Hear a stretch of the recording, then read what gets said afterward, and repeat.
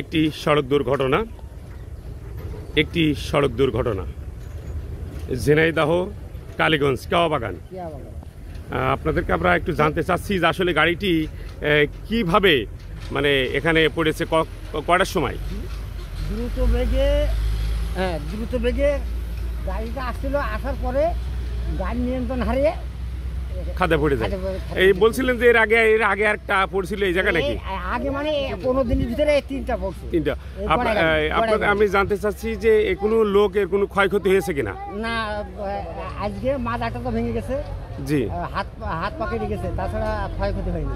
Driver helper এরকম ওদের কোনো ক্ষয়ক্ষতি হয়েছে? হেল্পার চলে গেছে। ওদের এই জায়গার নামটা কি যদি বলেন? এই জায়গার নাম হচ্ছে আমবাগানও বলে, এটা 15 মাইল ভাগাড় আর কি বলে। 15 মাইল ভাগাড়। কালীগঞ্জ থেকে কত কিলো হবে এখানে? 3 কিলো। দর্শক, আপনাদেরকে আমরা একটু জানাতে চাচ্ছি যে আসলে প্রতিনিয়মিত কিন্তু দুর্ঘটনা ঘটতেই চলেছে। এগুলো গাড়ির মোবিল তেল।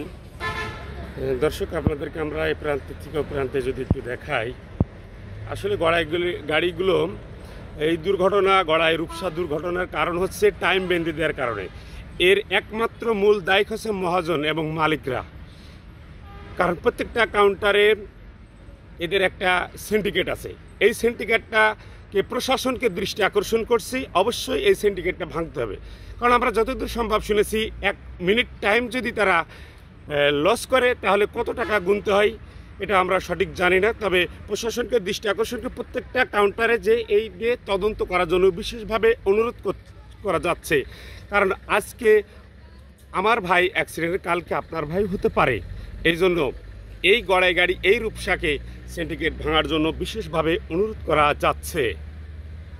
মানে এই গাড়ি অ্যাক্সিডেন্টে কোনো মানুষ মারা গেছে কিনা?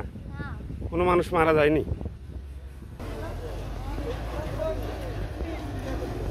প্রত্যেকটা এই গাড়ির সিটগুলো এখানে রাখা হয়েছে।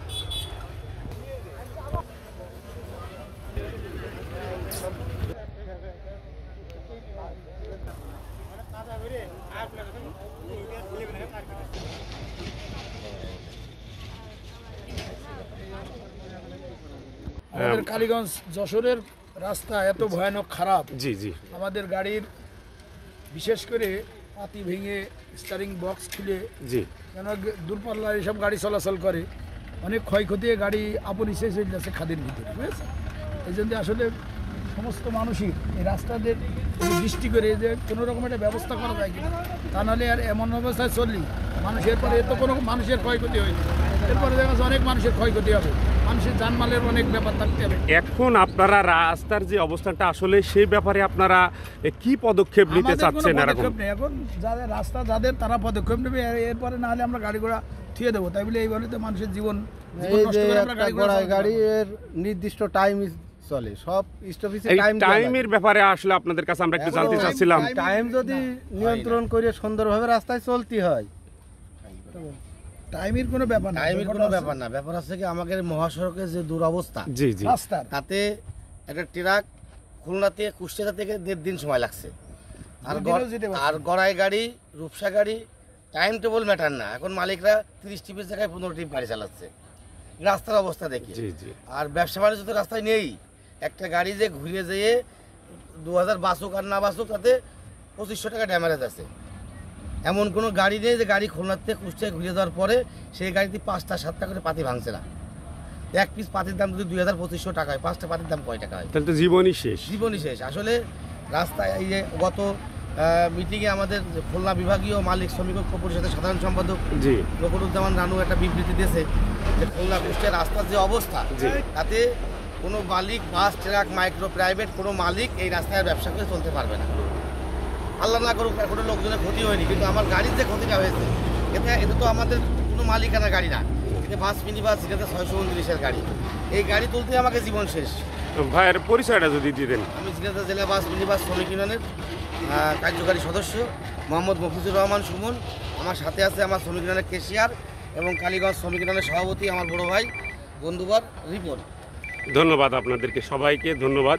দর্শক, আপনাদেরকে আমরা দেখাচ্ছিলাম আসলে রাস্তার যে আমরা শ্রমিক ভাইদের কাছ থেকে জেলার কর্মকর্তাদের কাছ থেকে আমরা কথা শুনেছি। আসলে গাড়ির আসলে জায়গা না পাওয়ার কারণে কিন্তু আজকে গাড়িটা এখানে পড়তে বাধ্য হয়েছে। ঊর্ধ্বতন কর্মকর্তারা আছেন অবশ্যই, যারা আপনারা আছেন এই বিষয়টা নজর দেওয়ার জন্য বিশেষভাবে আপনাদেরকে অনুরোধ করা যাচ্ছে।